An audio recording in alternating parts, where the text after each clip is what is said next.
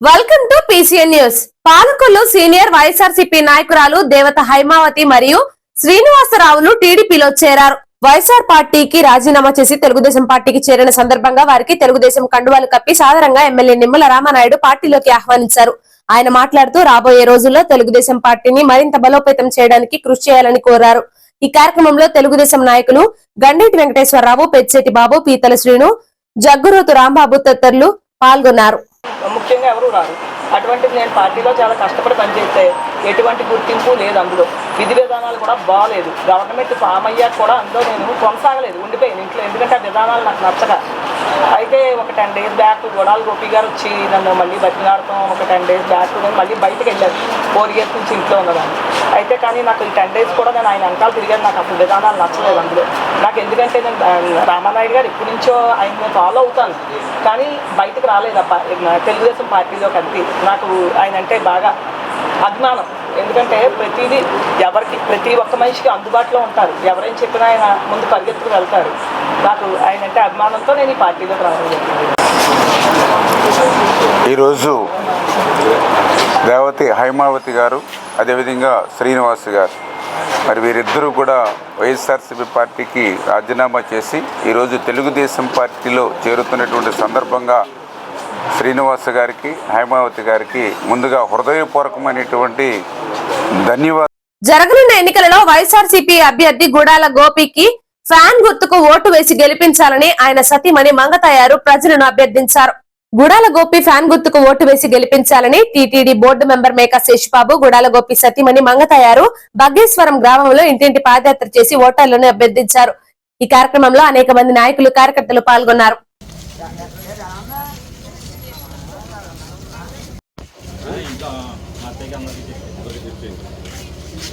బాబు మరి వెళ్ళొస్తా, మరి మీ పనిలో ఉన్నారు. మరి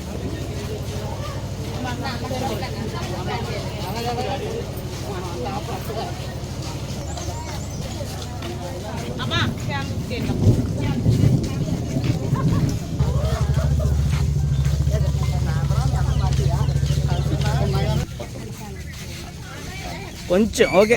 ఓకే, అమ్మఒడి వచ్చిందా? సరే సార్, సరే.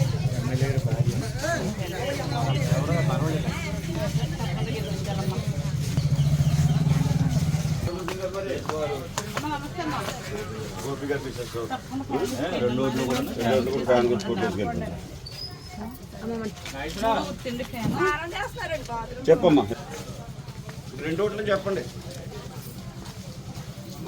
ఏంటంటే మరి కన్ఫ్యూజ్ 24,000 అనుకుంటారమ్మా.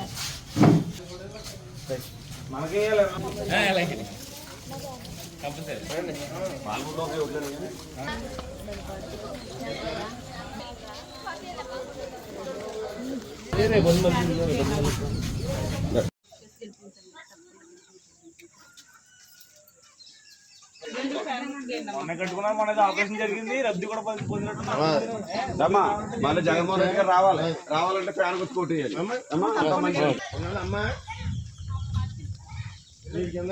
సరే, ఓకే. వచ్చిందమ్మా, మరి అది సెంటు కొనాలంటే 5 లక్షలు పక్కేస్తారండి.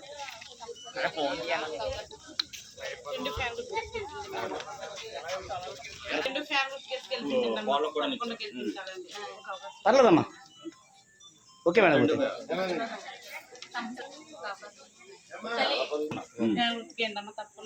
గతంలో ఎవరు ఇవ్వలేదు.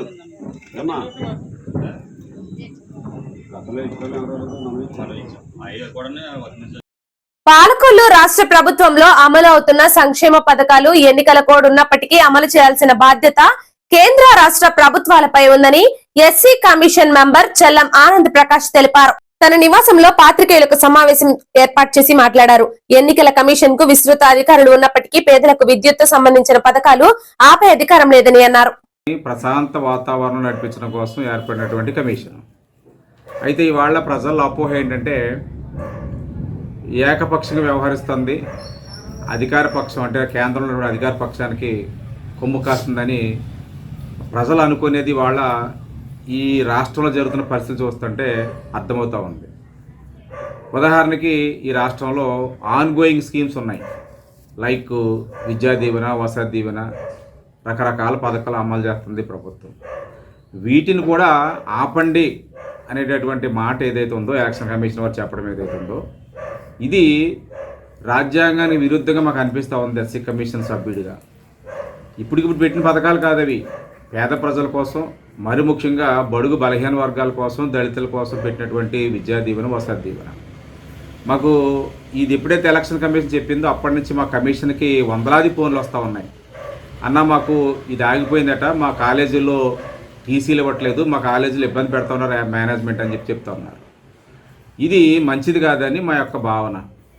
ఇవే కాదు, పరిపాలనలోకి ఇన్వాల్వ్ అయిపోయి పరిపాలన వాళ్ళ చేతిలో తీసుకోవడం అన్నది ఇది రాజ్యాంగ వ్యతిరేకం. ఎలక్షన్ కమిషన్ అన్నది నిష్పక్షపాతంగా ఎలక్షన్ జరిపేంత వరకే. ఒకవేళ ఏదైనా ఫిర్యాదులు వస్తే ఆ ఫిర్యాదుల మీద ఒక కమిటీ వేసి నిగ్గు తేలిన తర్వాత యాక్షన్ తీసుకోవాలి.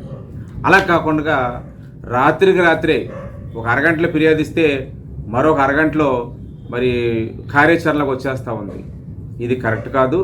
రాజ్యాంగం ఎలక్షన్ కమిషన్కి నిష్పక్షపాతంగా ఎన్నికలు జరపమంటే ఇంకా ముందుకు వచ్చి పరిపాలన కూడా తలదొచ్చన్నది మంచిది కాదు. రాజ్యాంగ సంక్షోభం వచ్చే అవకాశాలు ఉన్నాయి. ఎలక్షన్ కమిషన్ ఏ నిర్ణయం తీసుకున్నా కూడా న్యాయ సమీక్షకు తర్వాత, ఎలక్షన్ అయిపోయిన తర్వాత న్యాయ సమీక్షకు నిలబడకపోతే ఎలక్షన్ కమిషను అబాస్ పాలైపోద్ది దేశంలో. అలాగైతే ప్రజాస్వామ్యం మీద మరి ప్రజలకు నమ్మకం పోతుంది. దయచేసి మేము అప్పీల్ చేస్తున్నాం ఎలక్షన్ కమిషన్ వారిని, ఎట్టి పరిస్థితుల్లో కూడా విద్యా దీవెన, వసతి దీవెన ఆగకూడదు. ఇది ఆపాలనుకుంటే చాలామంది, కొన్ని వేల మంది దళిత పిల్లలు, బహుజన పిల్లలు ఇబ్బంది పడుతున్నారు. కాబట్టి ఇటువంటి నిర్ణయాల్ని పునర్సమీక్షించుకోవాలని చెప్పేసి మేము ఎలక్షన్ కమిషన్లో కోరుతూ ఉన్నాం. ఎలక్షన్ జరిపించండి, ఎక్కడన్నా లా అండ్ ఆర్డర్ ప్రాబ్లం అయితే మీ చేతిలో తీసుకోండి.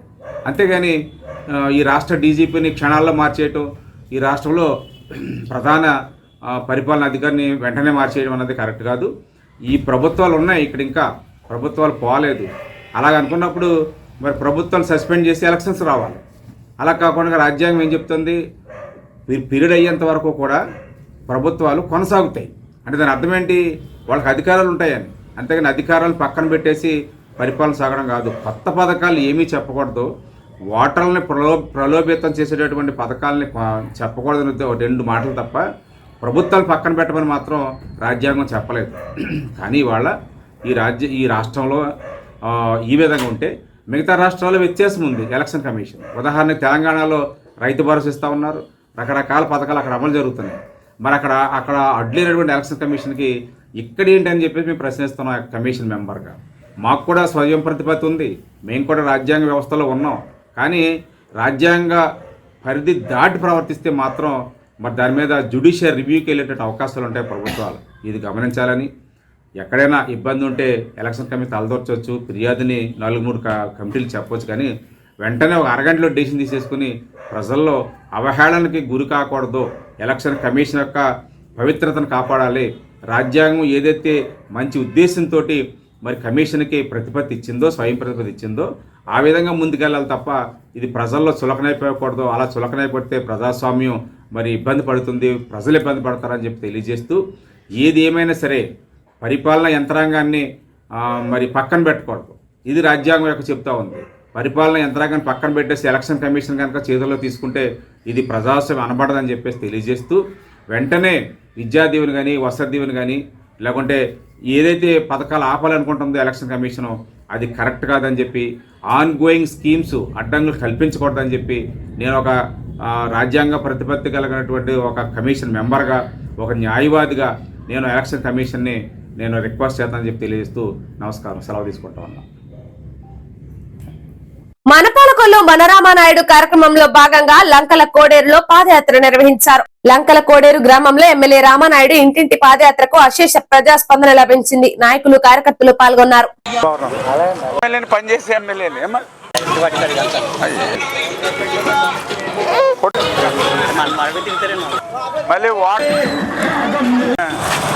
మీరు ఆశీర్వదించాలి. మీరంతా మళ్ళీ నమ్ముకుని పని చేస్తున్నాను. ఓకే, అక్కడి నుంచి చూసాను లైటింగ్లో స్థలం రిజెక్ట్ చేశారు. నేను చేసి పెడతాను. మీలో మీకు పింఛను 4000 పెంచి మన ఇంటికి వస్తుంది. ఓకే నేను అదే నాది బాధ్యత అన్నాను. 365 రోజులు మీకోసం కదా. ఇదిగో ఈ రోడ్డు వేసి డ్రైన్ వేసాను. మళ్ళీ రేపు వాటర్ ట్యాంక్ కట్టిస్తాను, మంచినీళ్ళు ఇస్తాను మీకు. మర్చిపోకండి మరి, అందరికీ చెప్తాం. ఏమో వచ్చేది మన ప్రభుత్వం. ఏం పేరు? పద్మ. పింఛన్ ఎంత వస్తుంది? పింఛను 3000. రేపు పొద్దున మన ప్రభుత్వం వచ్చాక 6000 వస్తుందమ్మా. 6000 డబల్. ఓకే ఓకే మరి.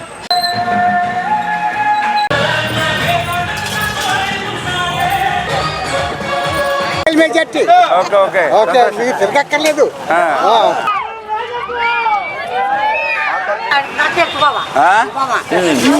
అనుమానం లేదు. ఓకే అంత ఆశీర్వదించాలి. సైకిల్ గుర్తు కమలం గుర్తు మన ఇచ్చిందా? పోలేం.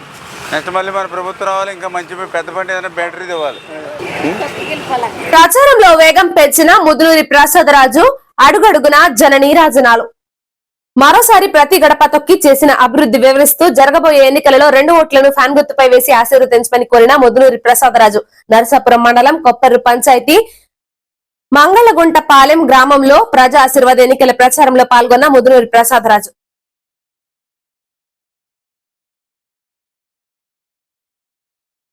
జరగనున్న ఎన్నికలలో ఫ్యాన్ గుర్తుకు ఓటు వేసి గుడాల గోపిని గెలిపించాలని ఆయన సతీమణి మంగతాయారు విజ్ఞప్తి చేశారు. ఆయన సతీమణి మంగతాయారు పాలకొల్లు పట్టణంలో 19వ వార్డులో ఇంటింటి ప్రచారం చేశారు. ఈ కార్యక్రమంలో నాయకులు కార్యకర్తలు పాల్గొన్నారు.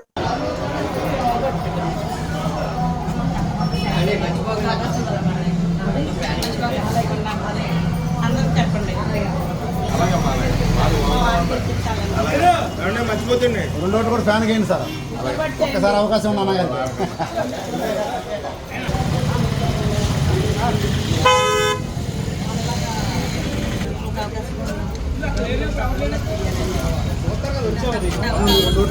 ఫ్యాన్ గేయండి. ఒక్కసారి ఒక అవకాశం ఉంటుంది. మంచి వ్యక్తి మంచి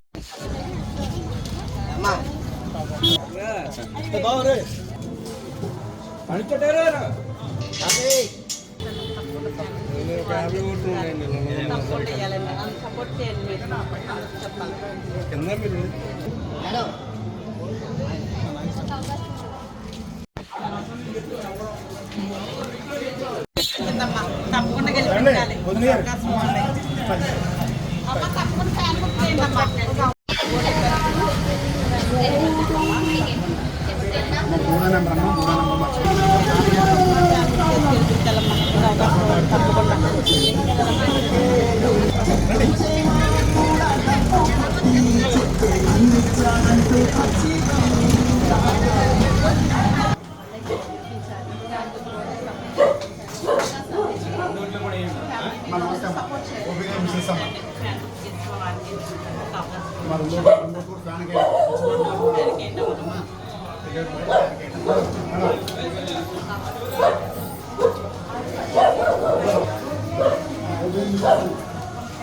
ఇక్కడ గుడాల గోపి గారు ఎమ్మెల్యే కావాలి సార్.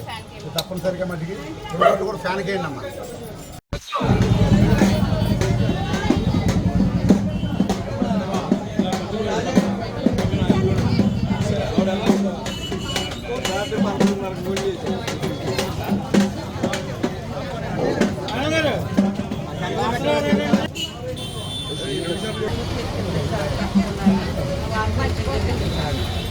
అమ్మ తప్పకుండా గెలిపించాలి. మా బావగారైనా గోపి గారు మనకు తెలుసు. తప్పనిసరిగా చెప్పండి.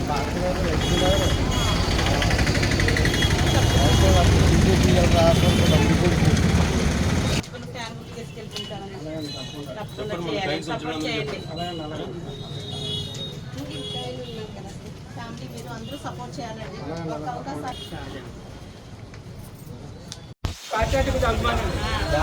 తప్పకుండా చేయాలండి.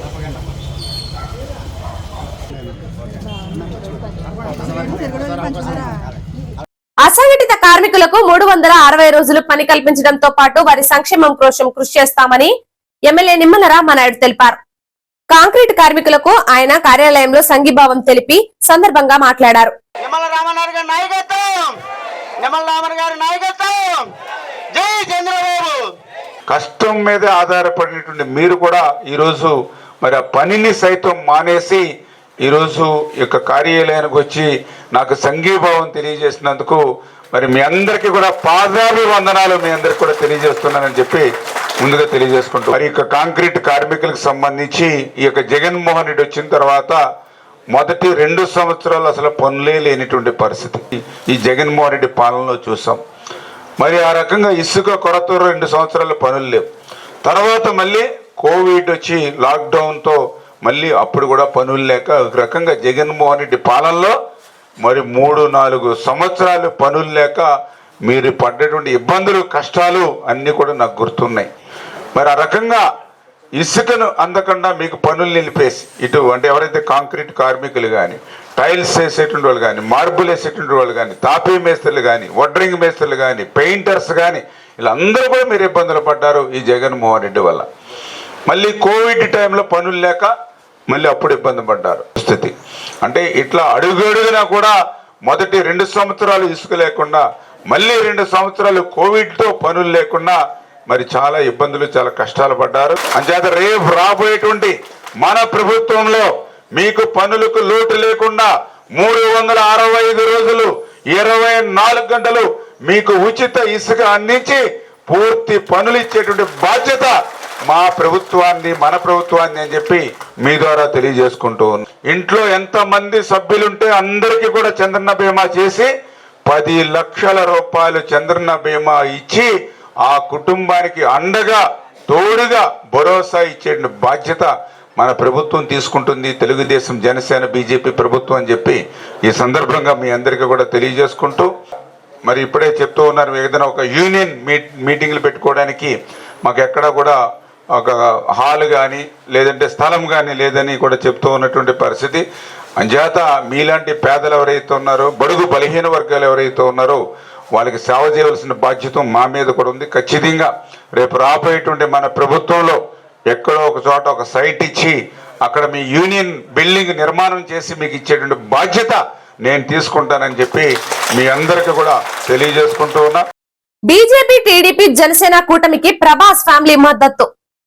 నరసాపురం ఎంపీ అభ్యర్థి శ్రీనివాస వర్మకు మద్దతుగా దివంగత కృష్ణంరాజు సతీమణి శ్యామలాదేవి ప్రచారం నిన్న మొగల్తూరులో ఎన్నికల ప్రచారంలో పాల్గొన్న శ్యామలాదేవి నేడు నరసాపురంలో మత్స్యకారుల ఆత్మీయ సదస్సులో పాల్గొన్న శ్యామలాదేవి ఎంపీ అభ్యర్థి శ్రీనివాస వర్మను కమలం గుర్తుపై ఓటు వేసి గెలిపించాలని పిలుపునిచ్చిన శ్యామలాదేవి కూటమికి మద్దతు పలుకుతూ వైసీపీలో చేరుతాననే ఊహాగానాలకు తెరతించిన శ్యామలాదేవి.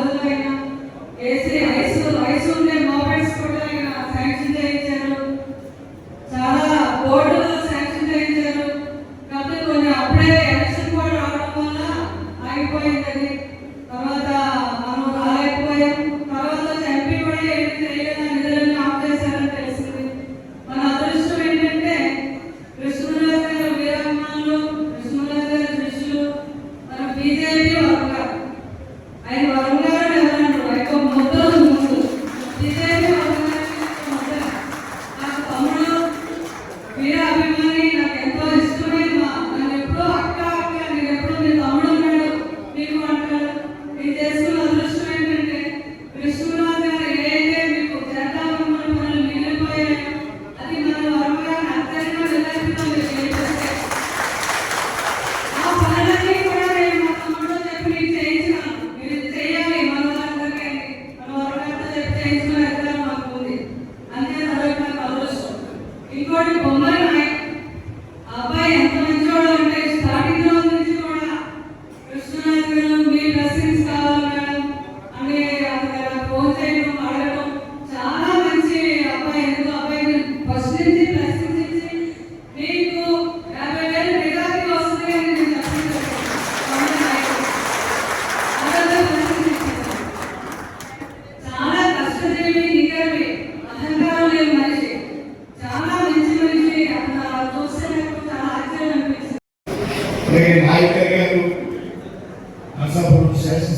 అభ్యర్థిగా ఓటమిలో పోటీ చేస్తున్నాను.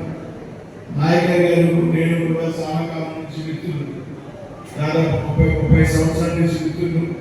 నాయకర్ గారు నేను భీమారావు ఒకే ప్రాంతంలో ఇంటికి కలిసి తిరిగేవాళ్ళం. చిన్నప్పుడు కూడా మా ఇళ్ళ దగ్గర ఆయన కూడా ఉండేవారు. కాబట్టి ఆయన్ని గెలిపించండి. నాది కమలంపూర్ మొదటి ఈవీఎం మిషన్లో సీరియల్ నెంబర్ 3లో పక్కన ఒకరి బీజేపీ వర్మ బౌద్ధ శ్రీనివాస వర్మ ఉంది, కమలంపూర్ ఉంటుంది. అలాగే నాయకర్ గారి 2వ ఈవీఎం మిషన్ ఆయన ఏదైతే జనసేన రాజుదాస్ 9 సీరియల్ నెంబర్ 9లో కారణం అవ్వడం ద్వారా మా ఇద్దరిని పెద్ద విద్యార్థులు గెలిపిస్తే ఖచ్చితంగా ఈ ప్రాంతంలో మత్స్యకారుల ఆయనకి ఇంకా ఎక్కువ అవకాశం ఉండేటువంటి అవకాశం ఉంది. మత్స్యకారుల మీద మేమిద్దరం కలిపి రాష్ట్ర స్థాయిలో ఆయన కేంద్ర స్థాయిలో దీనికి ఏ రకమైనటువంటి నిధులు అవసరమైనా కానీ ఎందుకంటే ఇవాళ కేంద్ర ప్రభుత్వం మత్స్యకారులకు ఇచ్చేటువంటి ప్రయాణం చాలా ఎక్కువ. ఎందుకంటే ఈ మధ్యకాలంలో ప్రధానమంత్రి విశ్వకర్మ యోజన అనేటువంటి పథకాన్ని పెట్టడం, అందులో 18 చేతి వృత్తుల వారికి వారి వృత్తుల్లో ట్రైనింగ్ ఇచ్చి, ట్రైనింగ్ కాకుండా స్టైఫండ్ ఇచ్చి, ఆ తర్వాత ఆ వృత్తికి కావాల్సినటువంటి పనిముట్లు ఇచ్చి 2 లక్షల రూపాయలకు ఉచితంగా రుణాలు ఇచ్చేటువంటి సౌకర్యం విశ్వకర్మ యోజన ద్వారా ఉన్నది. ఈ 18 వృత్తుల్లో కేంద్ర ప్రభుత్వం 2 వృత్తులు చేర్చి ఏ ప్రాంతానికి వెళ్లినా ఒక్క ఛాన్స్ అని జగన్మోహన్ రెడ్డి ప్రజలను మోసం చేశారని ఎమ్మెల్యే నిమ్మల రామానాయుడు ఆరోపించారు. జగన్ ఒక్క ఛాన్స్ అని అధికారం చేపట్టి ఇసుక, మద్యం, ల్యాండ్ మాఫియాతో రాష్ట్రాన్ని డ్యూటీ చేశారని చెబుతున్నారని ఎమ్మెల్యే నిమ్మల రామానాయుడు తెలిపారు. యలమంచిలి మండలం వద్దిపర్రు, నేరేడుమిల్లి గ్రామాలలో ఇంటింటి సైకిల్ యాత్ర చేసి మాట్లాడారు.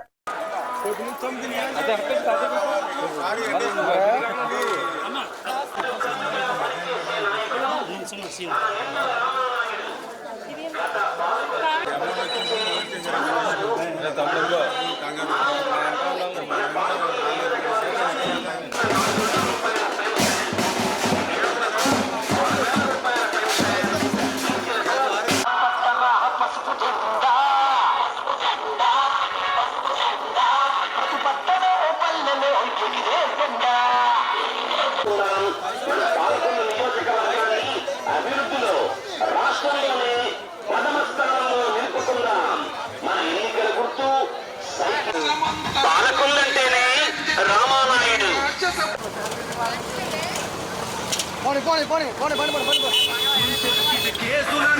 వచ్చినప్పుడు కరోనా బాధితుల్ని పరామర్శించి వాళ్ళని అన్ని రకాల హాస్పిటల్లో నుంచి మన ఇంటి ముందుకు వచ్చారమ్మా. రైతులు కష్టాల్లో ఉంటే రైతుల పోరాడిన విరోధి వీరుడు మన ఎమ్మెల్యే డాక్టర్ నిమ్మల రామారెడ్డి గారు. కార్మికుల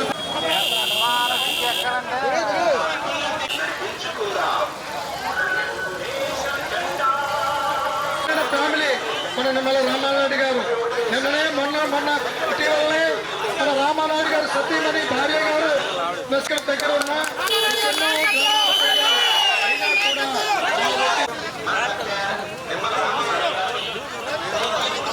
ఎమ్మెల్యే డాక్టర్ నిమ్మల రామానాయుడు గారికి పంచే ప్రాణాలు. అమ్మ సోదరులారా, బీసీ సోదరులారా, మన తెలుగుదేశం పార్టీ కూటమిని గెలిపించండి.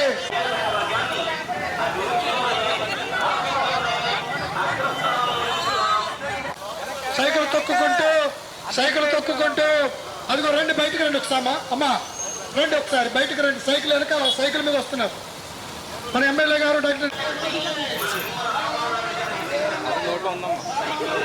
మాట్లాడేవాడు ఎంతో గొప్ప నాయకుడు అమ్మా. ఇటువంటి నాయకుడు ఆంధ్రప్రదేశ్ లోనే కాదు, అటువంటి నాయకుడు మనకు దొరికాడు. ఆయన ఆరోగ్యాన్ని చూసుకోడు, మన కుటుంబం కోసం చూసుకోడు.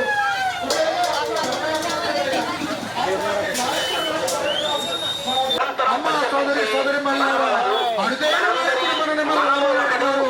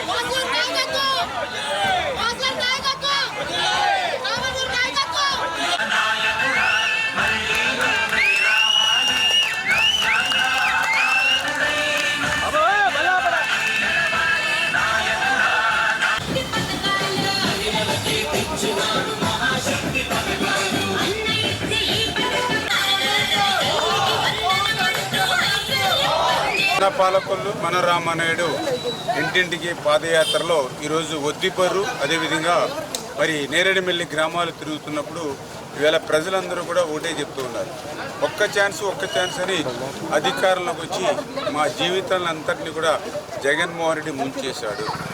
ఇప్పుడేదో ఆయన అధికారంలోకి వచ్చిన తర్వాత ఏదైతే శాండు, ల్యాండు, మైను, లిక్కరు అన్నీ కూడా లక్షల కోట్ల రూపాయలు లూటీ చేసేశాడు.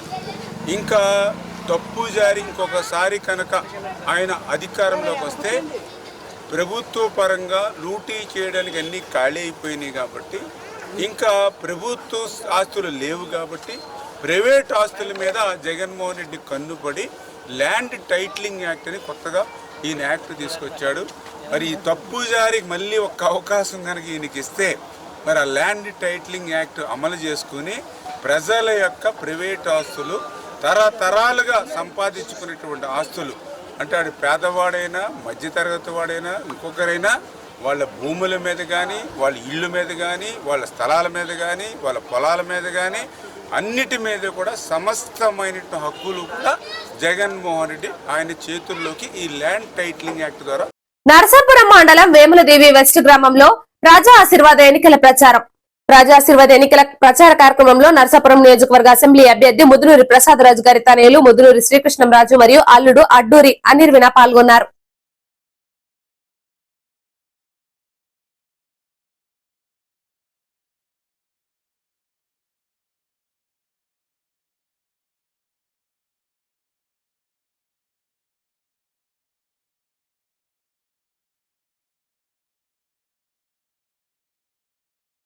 పేదవాడి ఆకలి తీర్చాలన్న ఉద్దేశంతో పాలకొల్లు అన్నా క్యాంటీన్ వద్ద 1234వ రోజు కీర్తిశేషులు బొడ్డు సొగడేశ్వరరావు గారి జ్ఞాపకార్థం వారి కుటుంబ సభ్యులు అన్నదాన కార్యక్రమం ఏర్పాటు చేశారు. అన్నదాన కార్యక్రమం ఏర్పాటు చేయడం అభినందనీయమని ధర్మారావు ఫౌండేషన్ సభ్యులు దాతలను అభినందించారు. ప్రభుత్వ ఆసుపత్రి వద్ద మొబైల్ అన్నా క్యాంటీన్ ద్వారా భోజనాన్ని ఏర్పాటు చేశారు. ఈ కార్యక్రమంలో గండేటి వెంకటేశ్వరరావు, పాల్వలస తులసిరావు, కేశవ, కార్యకర్తలు, నాయకులు పాల్గొన్నారు.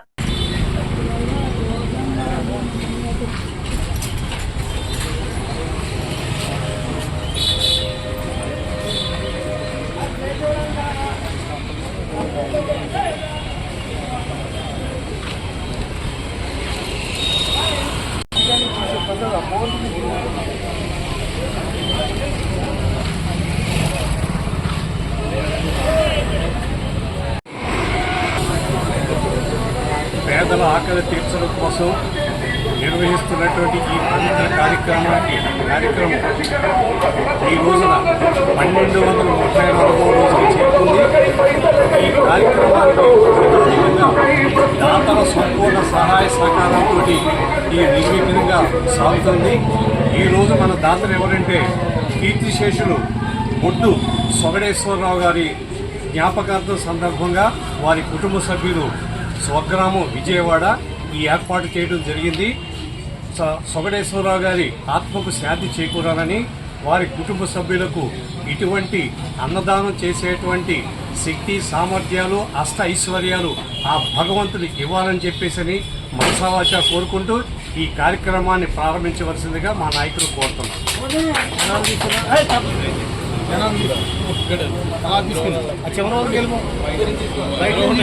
బయట బయటికి